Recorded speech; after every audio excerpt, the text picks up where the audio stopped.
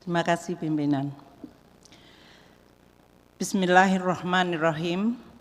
Assalamualaikum warahmatullahi wabarakatuh.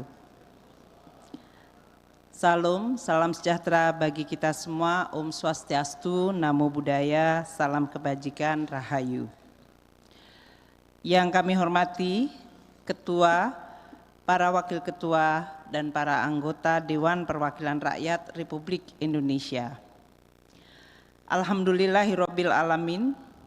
Puji syukur senantiasa kita panjatkan kehadirat Allah Subhanahu wa taala, Tuhan yang Maha Kuasa, karena atas rahmat-Nya kita masih diberikan kesempatan bertatap muka menjalankan tugas kenegaraan dan amanat konstitusi untuk menyampaikan kerangka ekonomi makro dan pokok-pokok kebijakan fiskal atau KEM PPKF 2025.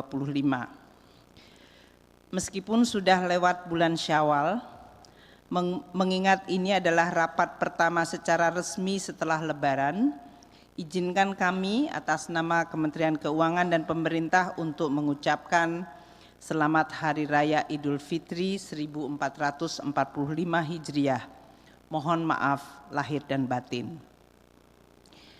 Pimpinan dan seluruh anggota Dewan yang kami hormati, KEM PPKF 2025 disusun pada masa transisi dari pemerintahan saat ini untuk pemerintahan selanjutnya.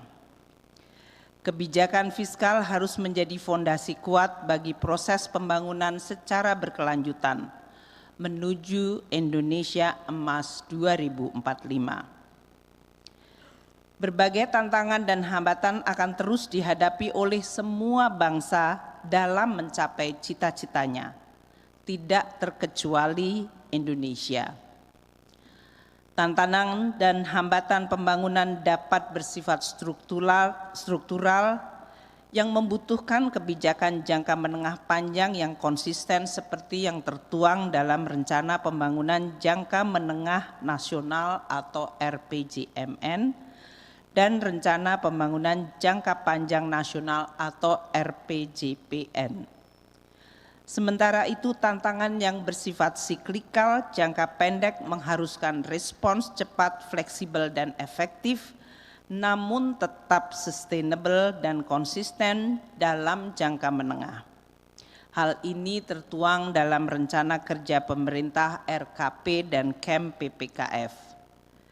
Kemampuan untuk terus konsisten mengatasi masalah struktural dan sekaligus menangani gejolak siklikal akan memperkuat fondasi dan sekaligus menentukan kemajuan suatu bangsa dan negara.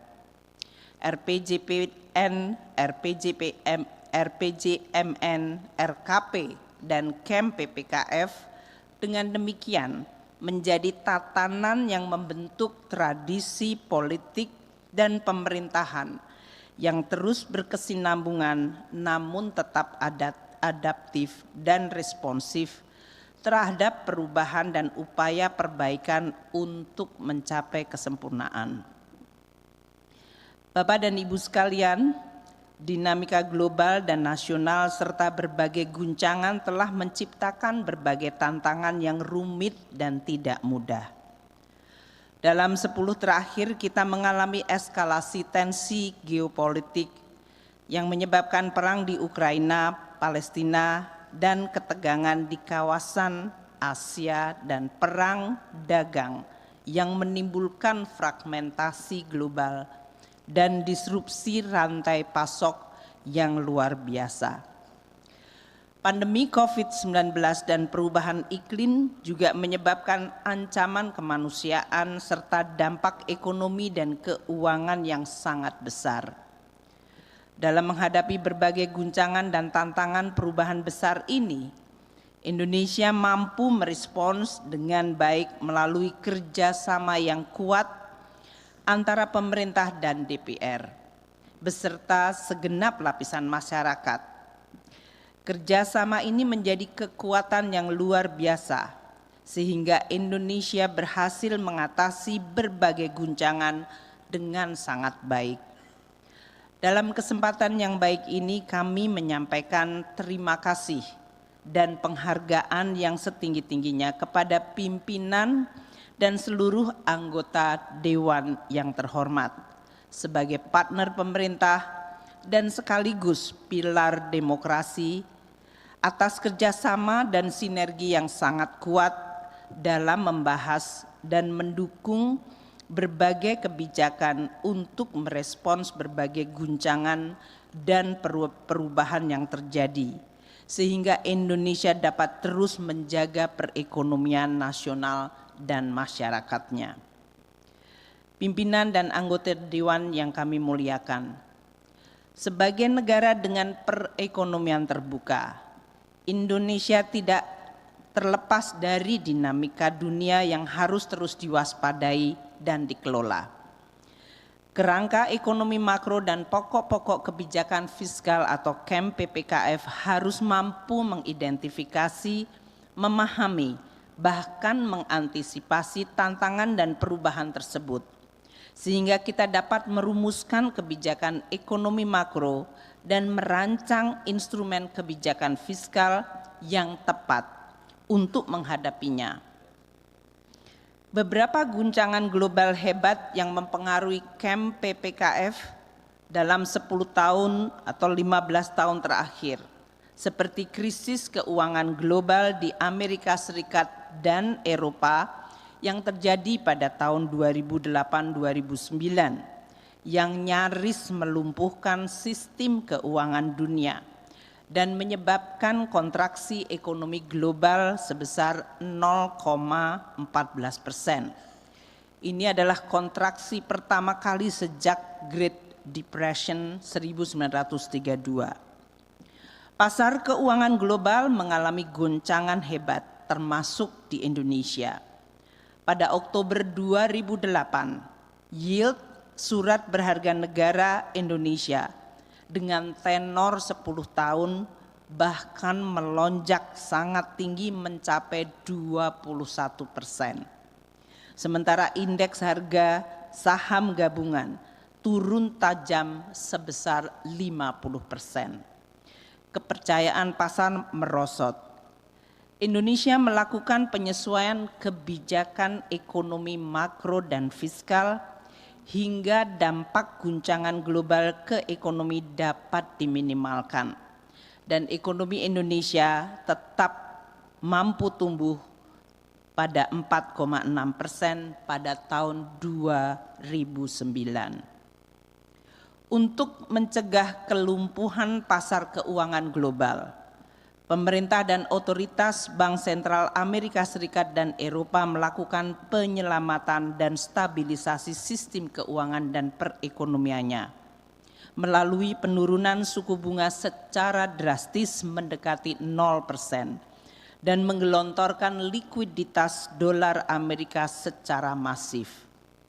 RRT sebagai salah satu perekonomian terbesar dunia juga melakukan langkah stabilisasi nilai tukar dan stimulus ekonomi untuk meminimalkan dampak negatif krisis keuangan global. Krisis keuangan global menjadi contoh ujian berat bagi kemampuan KEM PPKF untuk mengatasinya.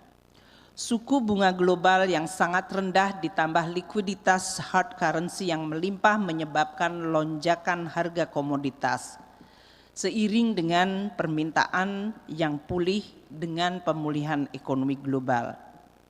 Hal ini berdampak positif bagi negara berkembang termasuk Indonesia.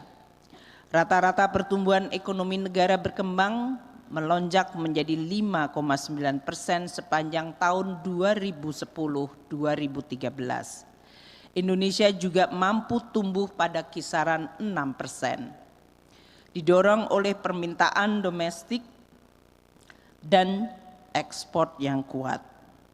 Namun, excess overheating dari permintaan yang melonjak adalah terjadinya inflasi yang melonjak mencapai 8%. Sementara keseimbangan eksternal tertekan dengan transaksi berjalan yang mengalami defisit tajam mencapai 3,2% pada tahun 2013. Ini menimbulkan kerawanan ekonomi baru. Pada saat Bank Sentral Amerika Serikat atau The Fed dan Eropa pada 2013 mulai mengetatkan kembali kebijakan moneter dan berencana menaikkan suku bunga sejalan dengan pulihnya ekonomi, arus modal keluar dari negara emerging dan negara berkembang, nilai tukar mengalami depresiasi hebat yang mengancam stabilitas sistem keuangan dan ekonomi banyak negara. Indonesia dengan defisit transaksi berjalan di atas 3% pada tahun 2013 dianggap rapuh dan masuk dalam kelompok The Fragile Five bersama-sama dengan negara Turki, Brazil, Afrika Selatan, dan India. Dalam situasi kerawanan baru, kembali KEM PPKF harus mengalami penyesuaian. Bank Indonesia menaikkan suku bunga sebesar 200 basis poin hingga 7,75% pada akhir 2014. Pasar keuangan juga menciptakan tekanan yield obligasi pemerintah sebesar 300 basis poin dari 5,8 Mei 2013 melonjak ke 8,8% pada Februari 2014. Ini menimbulkan tekanan pada APBN. Faktor lain yang berdampak signifikan pada perekonomian dan pelaksanaan kebijakan makro adalah volatilitas harga komoditas. Harga minyak mentah Brent pernah naik pada level $115 per barel pada Juni 2014. Kemudian mengalami penurunan tajam ke titik terendah $28 per barel pada Januari 2016. Pada saat pandemi, bulan April 2020, harga minyak bahkan jatuh pada level terendah yaitu $23 per barel. Namun dengan terjadinya perang Ukraina, harga minyak melonjak hingga ke level $120 pada Juni 2022. Pada tahun 2023 harga minyak turun tajam kembali menjadi 65, kemudian naik kembali ke $90 di awal 2024 akibat perang Gaza di Palestina. Demikian juga dengan komoditas batu bara yang pernah mencapai puncak yaitu harga $430 per ton pada September 2022, mengalami penurunan tajam ke level $127 per ton pada November 2023. Harga CPO juga pernah mencapai level terendah $544 per ton pada bulan Juli 2019, kemudian mengalami lonjakan sangat tinggi mencapai $1.800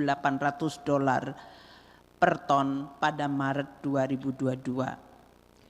Jatuh bangunnya harga komoditas tentu menyebabkan dampak signifikan bagi ekonomi Indonesia. Pada saat harga tinggi memacu pertumbuhan melalui permintaan eksternal, baik ekspor maupun permintaan domestik. Sementara pada saat harga jatuh, pertumbuhan ekonomi dan posisi fiskal mengalami tekanan berat. Sebagai gambaran, ekonomi Indonesia pernah dihadapkan pada kondisi yang sangat sulit. Pada tahun 2015 dan 2016, realisasi pendapatan negara jauh di bawah target dengan gap sebesar 286 triliun atau mencapai 2,5% PDB pada tahun 2015 dan 267 triliun atau 2,1% tahun 2016.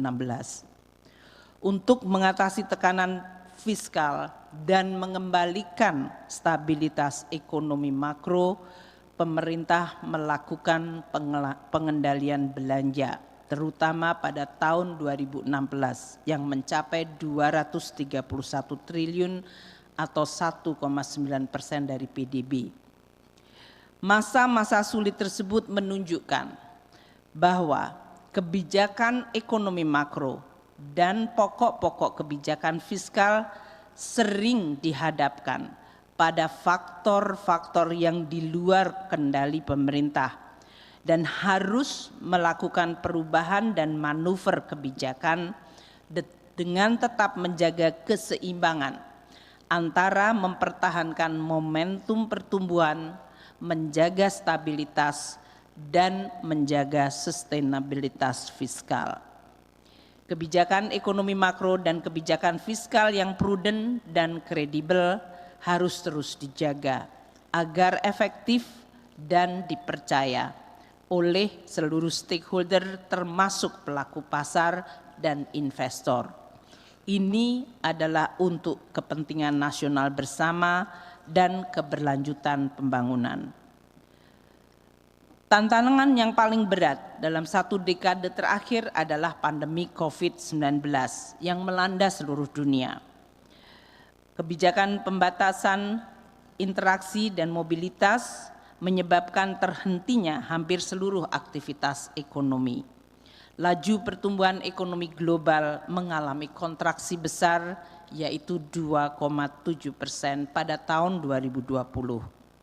Pemerintah membutuhkan dana besar untuk menangani krisis pandemi, dan pada saat yang sama pendapatan negara turun drastis karena berhentinya aktivitas ekonomi. Sungguh tidak mudah mengelola APBN dan mengelola ekonomi serta menyelamatkan masyarakat pada saat yang sama. Tahun 2020, tingginya ketidakpastian terkait berapa lama pandemi akan berlangsung dan berapa besar dampaknya bagi kehidupan masyarakat dan ekonomi menyebabkan pemerintah bersama DPR melakukan 3 kali revisi APBN 2020. Alhamdulillah berkat sinergi, kolaborasi dan dukungan yang kuat dari DPR, berbagai langkah darurat penanganan pandemi dan penyelamatan ekonomi nasional dapat dilaksanakan secara cepat dan efektif, sehingga mencegah korban jiwa dan PHK massal. Pemerintah bersama DPR menyetujui penerbitan Perpu 1 tahun 2020 yang kemudian disahkan menjadi Undang-Undang Nomor 2 tahun 2020 yang memberikan payung hukum yang kuat bagi pemerintah mengambil berbagai langkah ekstraordinary strategis dalam penanganan pandemi, termasuk diperbolehkannya defisit fiskal di atas 3% selama hanya 3 tahun, yaitu 2020 hingga 2022. Meskipun demikian, pengelolaan APBN yang prudent dan kredibel berhasil mengembalikan APBN kembali ke bawah defisit di bawah 3% 1 tahun lebih cepat. Ini menimbulkan suatu kredibilitas dan reputasi yang sangat baik bagi Indonesia dan dalam pengelolaan APBN. Dan ini menjadi bekal bagi pemerintah baru selanjutnya. Periode pasca pandemi diwarnai disrupsi rantai pasok global dengan terjadinya eskalasi konflik Rusia dan Eropa serta Amerika serta konflik Timur Tengah. Kombinasi scaring efek, eskalasi geopolitik dan disrupsi rantai pasok menimbulkan tekanan inflasi yang persisten tinggi.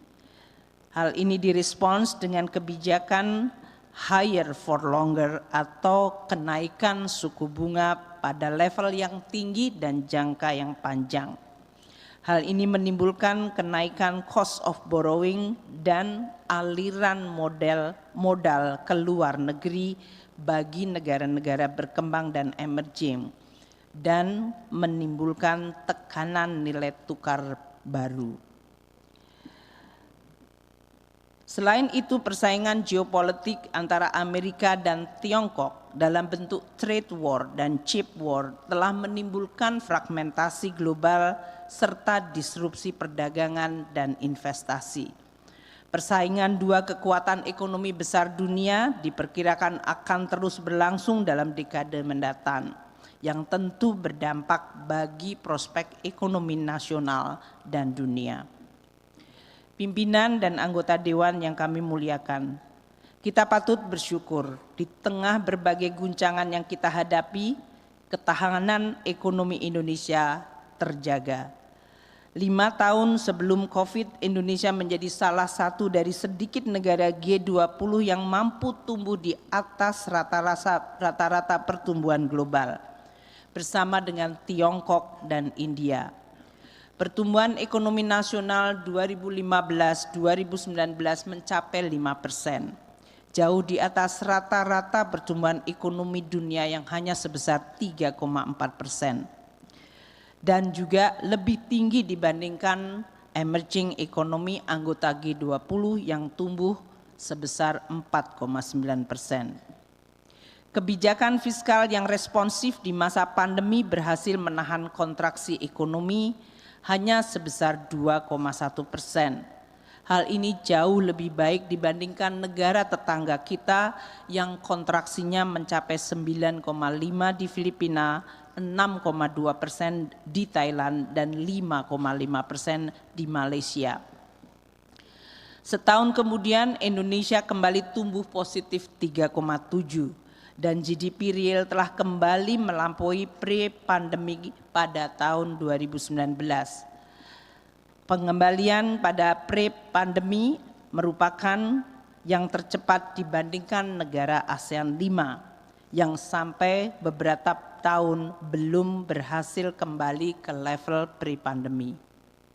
Dalam 2 tahun terakhir, kinerja pertumbuhan ekonomi Indonesia juga tetap kuat, selalu di atas 5% di tengah perlambatan ekonomi global yang sangat nyata.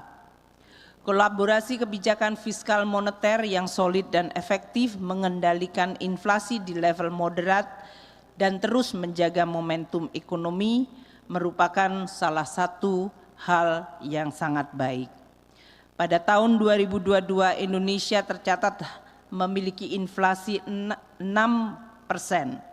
Di tengah inflasi global yang sangat tinggi seperti di Amerika Serikat mencapai 9%, Eropa mendekati 11% dan Inggris di 11,1%.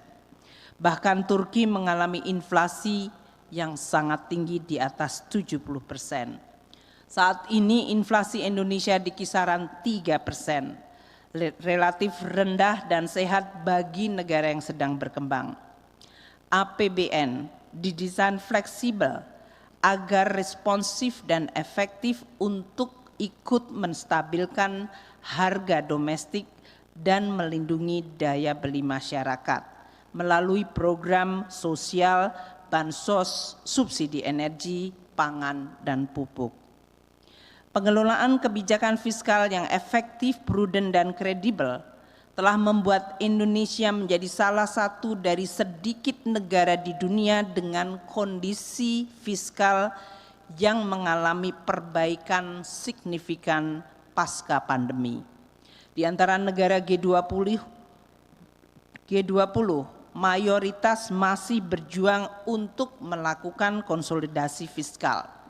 Amerika Serikat, India, Tiongkok yang memiliki pertumbuhan relatif baik pada tahun 2023 memiliki fiskal defisit sebesar 8,8% di Amerika, 8,6% di India, dan 7,1% di RRT terhadap PDB-nya.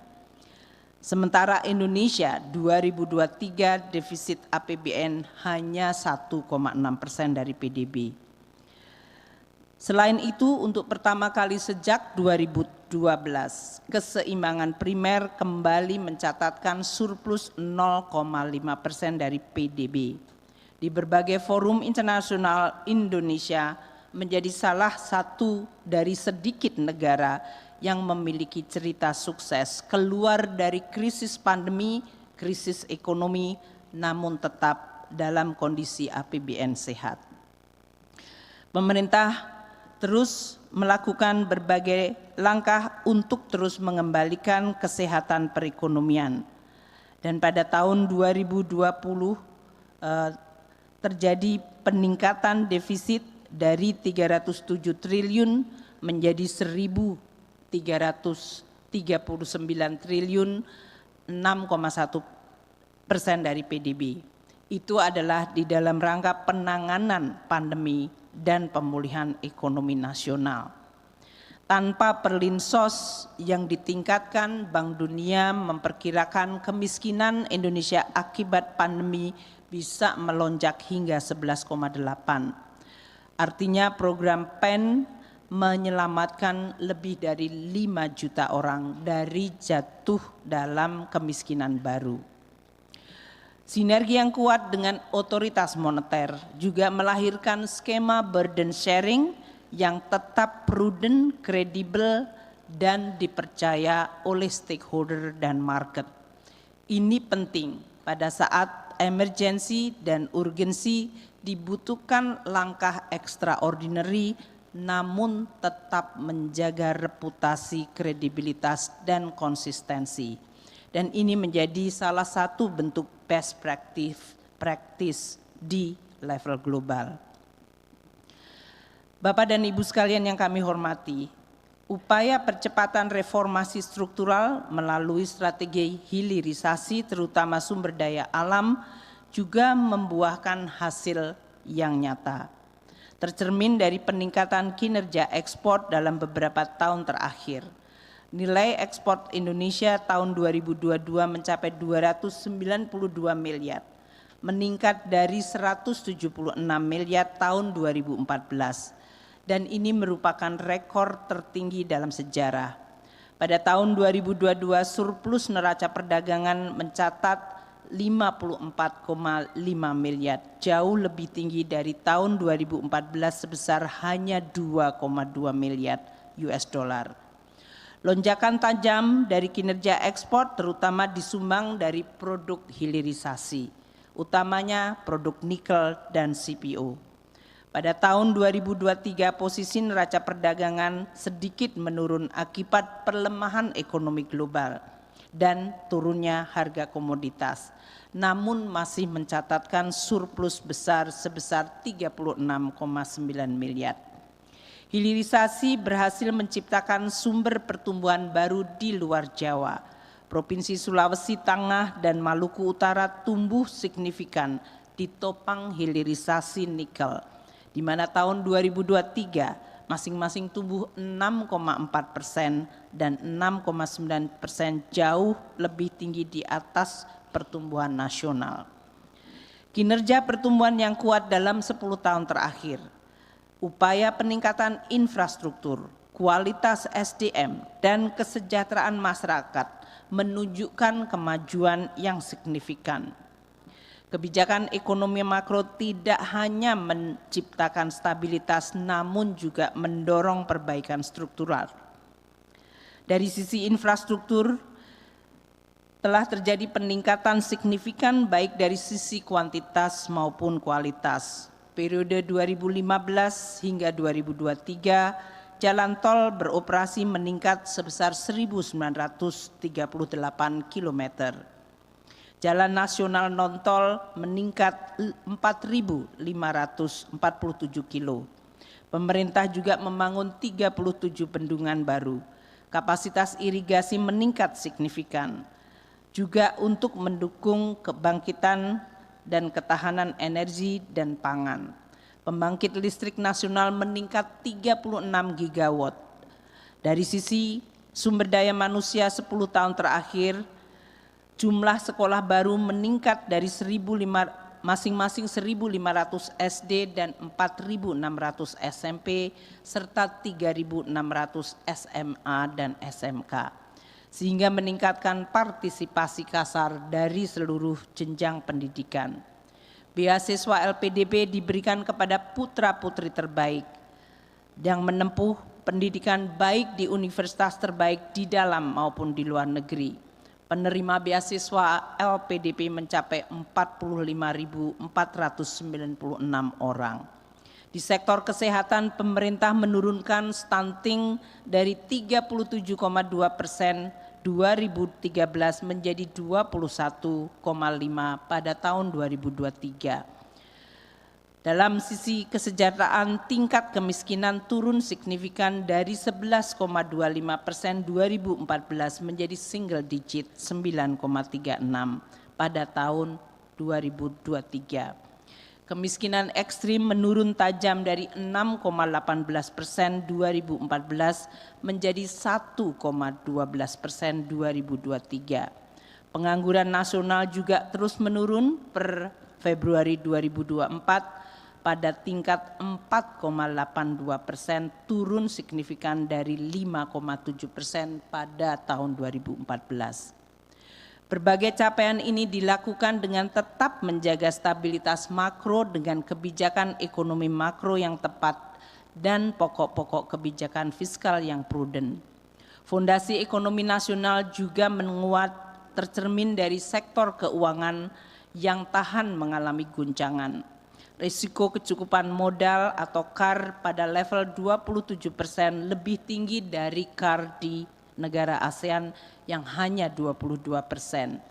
Kualitas aset industri perbankan juga makin baik dari relatif rendahnya risiko kredit bermasalah atau NPL di bawah 3%, jauh di bawah batas sehat 5%. Pimpinan dan anggota Dewan yang kami muliakan, menyongsong masa depan dengan bekal pengalaman berharga selama 2 dekade ini, kita perlu merumuskan kebijakan ekonomi makro dan pokok-pokok kebijakan fiskal yang adaptif, fleksibel, responsif, namun tetap kredibel dan sustainable. Banyak pekerjaan rumah dan agenda pembangunan yang masih perlu ditangani dan dituntaskan.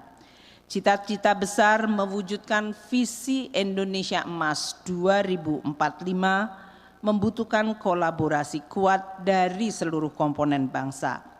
Pertumbuhan ekonomi Indonesia yang terjaga pada tingkat 5% di tengah berbagai guncangan yang luar biasa masih perlu diakselerasi menjadi kisaran 6 hingga 8% untuk mewujudkan visi Indonesia Emas 2045.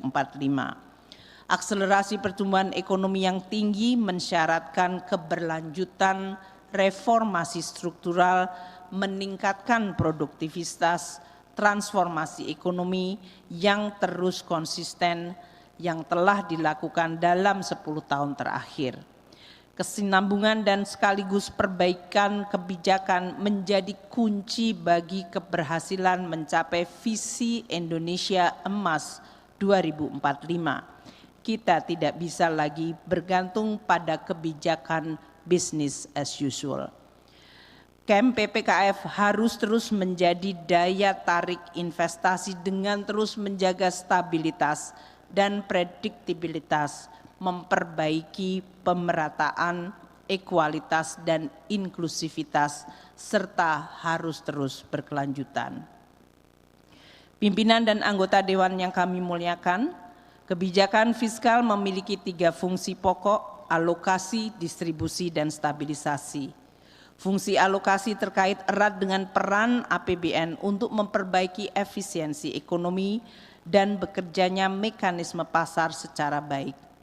Untuk itu peran APBN harus mampu mengatasi ketersediaan barang publik seperti infrastruktur, keamanan, birokrasi, dan efisiensi yang bersih, serta kepastian hukum.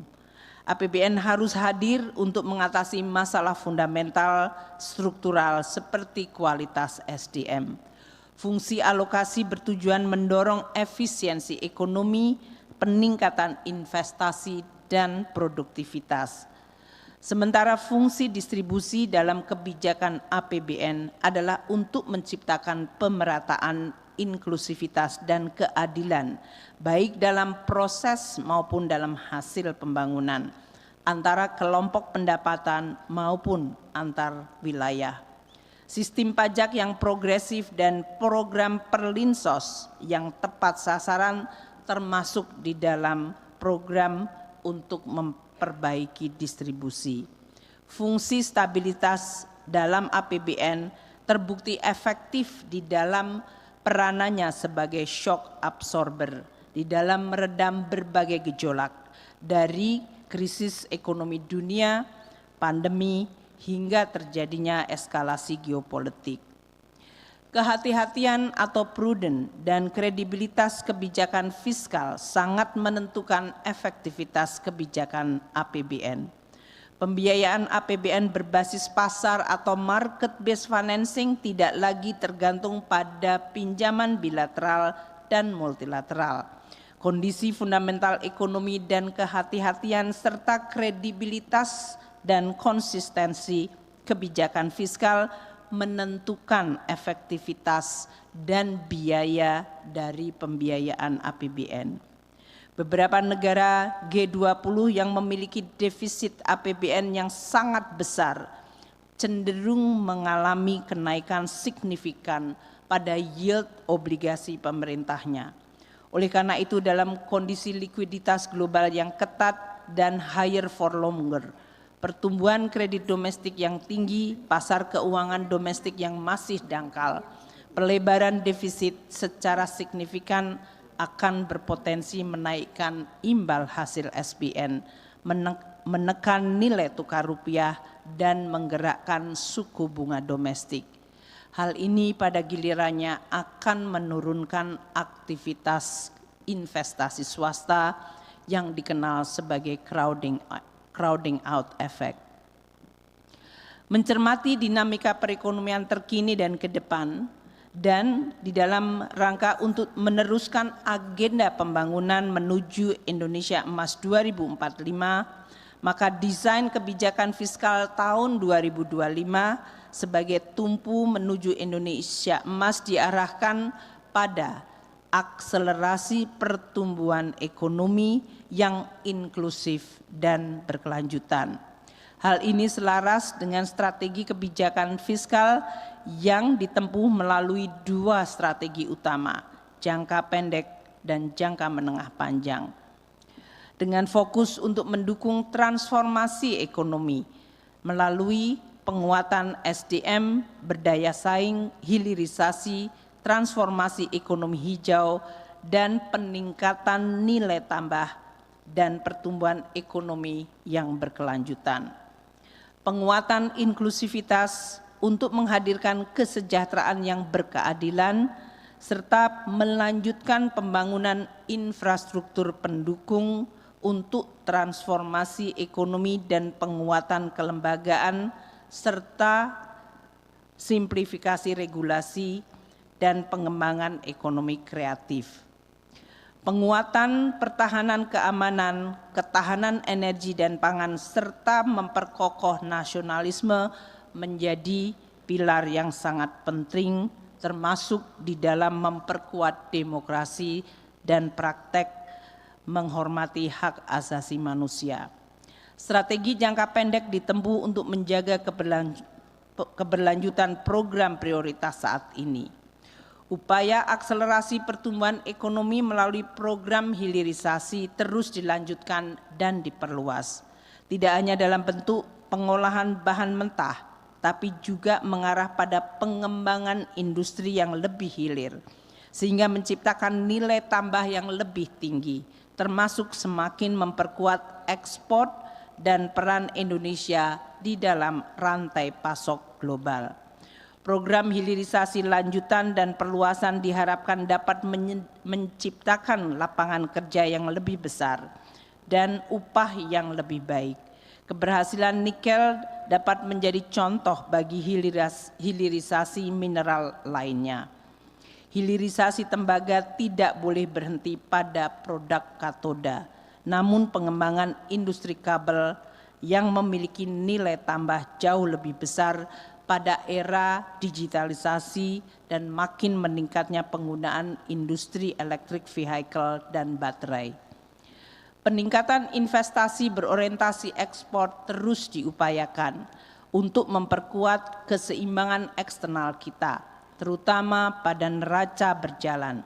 Investasi terkait hilirisasi mendukung rantai pasok kendaraan listrik dan energi terbarukan berjalan dan terus akan ditingkatkan, sehingga meningkatkan industri high-tech seperti semikonduktor yang menjadi tulang punggung dari teknologi modern era industri 4.0.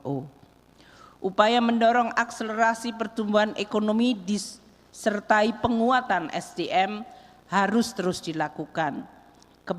Kebijakan penguatan kualitas SDM melalui perbaikan sarana dan prasarana, pendidikan, kurikulum, pengembangan kualitas guru, dan penyediaan beasiswa yang masif menunjukkan hasil yang nyata. Inisiatif baru dari sisi peningkatan gizi anak sekolah akan melengkapi berbagai program yang telah dilaksanakan sebelumnya dan akan menjadi program strategis dalam penyiapan SDM yang berkualitas sejak usia dini. Pengembangan infrastruktur dilanjutkan untuk mendukung percepatan transformasi ekonomi sosial dan pemerataan, serta melanjutkan pembangunan IKN. Melalui infrastruktur yang memadai diharapkan akan meningkatkan kapasitas produksi, daya saing, efisiensi sistem logistik, dan mendorong mobilitas serta produktivitas.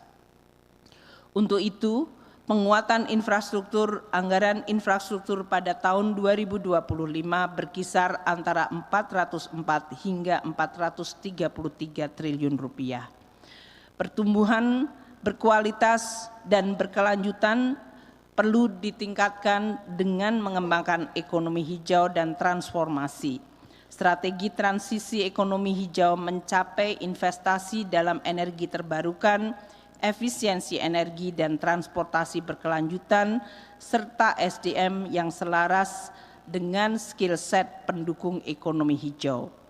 Kami menyadari bahwa pertumbuhan ekonomi tinggi harus disertai peningkatan kualitas hidup dan kesejahteraan masyarakat, penguatan well-being serta penguatan konvergensi antar daerah dan menghadirkan pendidikan serta jasa kesehatan yang bermutu menjadi salah satu pilar yang penting untuk menurunkan kemiskinan dan meningkatkan produktivitas. Mewujudkan pendidikan yang bermutu dan berdaya saing ditempuh antara lain dengan peningkatan gizi anak sekolah, penguatan mutu sekolah, perbaikan sarana dan prasarana, peningkatan partisipasi kasar mulai dari PAUD hingga perguruan tinggi, dan kualitas tenaga pengajar serta penguatan vokasional. Untuk mendukung penguatan mutu pendidikan, anggaran pendidikan pada tahun 2025 diperkirakan mencapai 708,2 triliun hingga 741,7 triliun. Untuk mewujudkan kesehatan yang berkualitas dan mendorong efektivitas program jaminan kesehatan nasional untuk meningkatkan akses layanan kesehatan yang berkualitas serta meningkatkan financial protection bagi masyarakat, dilakukan akselerasi penurunan stunting dan kasus penyakit menular serta penguatan fasilitas kesehatan serta penambahan bantuan gizi bagi balita dan ibu hamil. Untuk itu, untuk mendukung kualitas kesehatan, anggaran kesehatan tahun 2025 diperkirakan antara 191,5 triliun hingga 217,8 triliun. Dalam rangka mempercepat pengentasan kemiskinan dan mengurangi kesenjangan antar daerah, dilakukan berbagai program unggulan melalui penguatan perlinsos sepanjang hayat dan mempercepat graduasi pengentasan kemiskinan. Program rumah layak huni dan terjangkau mendorong petani makmur dan nelayan sejahtera, termasuk mempercepat desa mandiri. Berbagai program unggulan tersebut diharapkan dapat meningkatkan distribusi dan pemerataan. Anggaran Perlinsos pada tahun 2025 berkisar antara 496,9 triliun hingga 513 triliun rupiah. Pimpinan dan anggota Dewan yang terhormat, untuk mewujudkan pertumbuhan yang tinggi dan inklusif, kesejahteraan dan pemerataan antar daerah perlu ditopang APBN yang efisien, sehat, dan kredibel. Oleh karena itu, program pengelolaan APBN atau fiskal melalui collecting more, spending better, dan innovative financing akan terus dilakukan. Dari sisi pendapatan negara, collecting more dilakukan melalui tetap menjaga iklim investasi dan bisnis di satu sisi dan meningkatkan efektivitas pelaksanaan undang-undang harmonisasi kebijakan perpajakan. Indonesia akan terus memperluas basis pajak dan pengawasan pemenuhan kewajiban perpajakan untuk memitigasi risiko terutama dari berbagai tax evasion. Komitmen Indonesia dalam penerapan Global Taxation Agreement menjadi peluang bagi perluasan basis pajak melalui perpajakan korporasi multinasional yang melakukan transaksi lintas negara. Upaya peningkatan kepatuhan wajib pajak dilakukan melalui penerapan pengawasan dan berbasis kewilayahan, sehingga implementasi reformasi administrasi termasuk di dalamnya integrasi teknologi dan peningkatan kerjasama antar instansi atau lembaga terus dilakukan.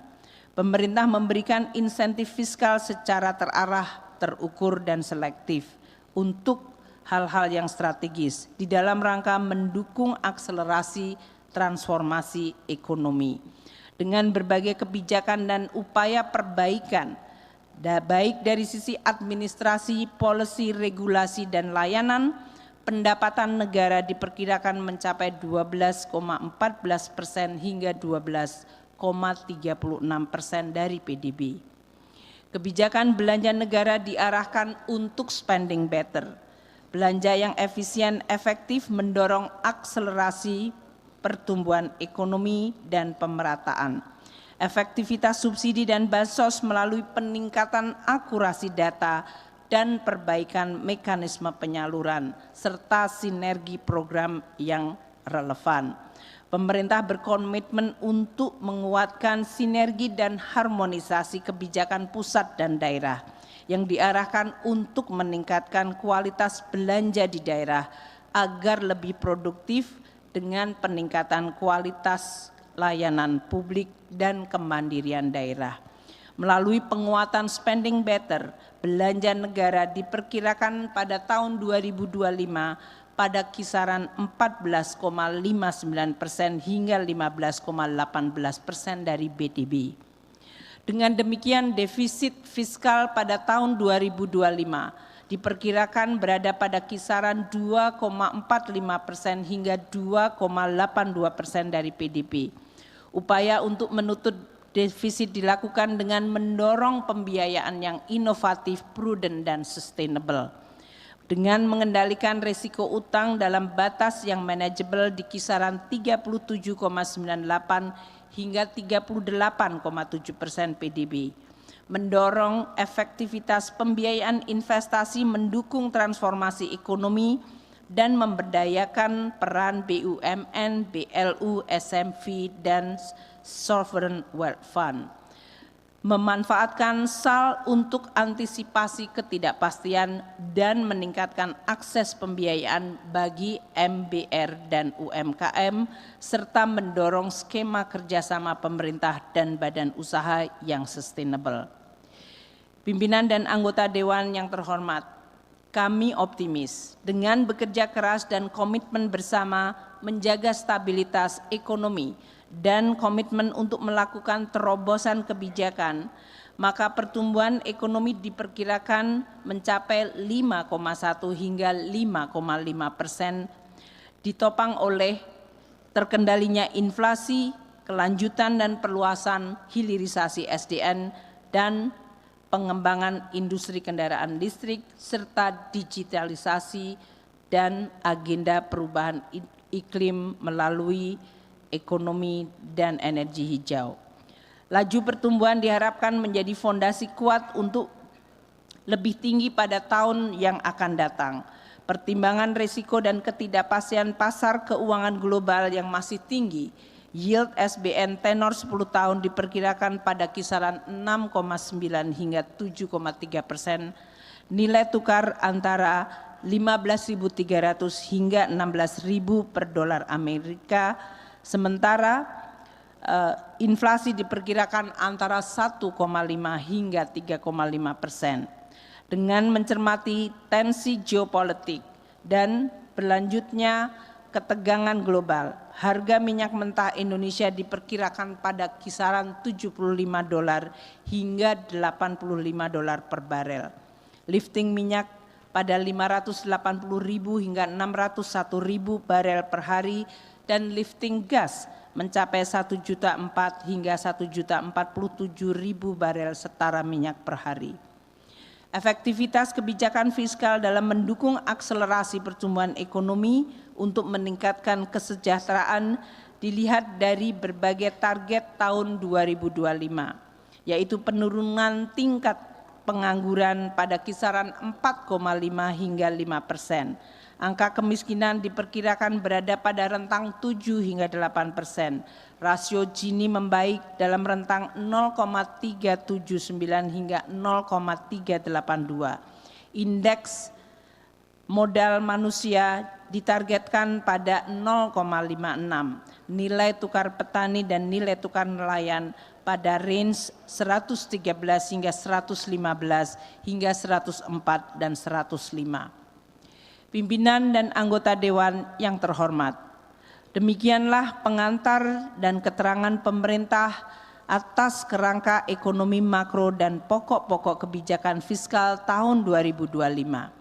Pemerintah mengharapkan dukungan, masukan, dan pandangan dari pimpinan dan seluruh anggota Dewan yang terhormat di dalam pembahasan pada pembicaraan pendahuluan di dalam rangka menyusun RAPBN tahun 2025 untuk pemerintahan yang baru.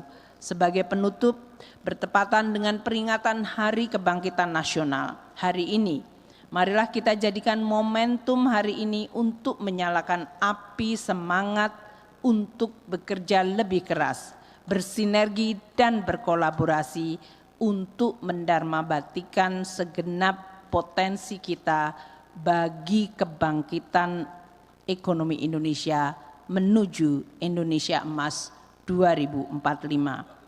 Semoga kita semua dalam menjalankan tugas negara selalu amanah dan diberikan kekuatan, perlindungan serta petunjuk dari Allah Subhanahu wa taala, Tuhan yang Maha Esa, ke jalan yang baik dan benar. Wallahu muwafiq ila aqwamit thoriq. Wassalamualaikum warahmatullahi wabarakatuh. Om Santi Santi Santi Om. Namo Buddhaya.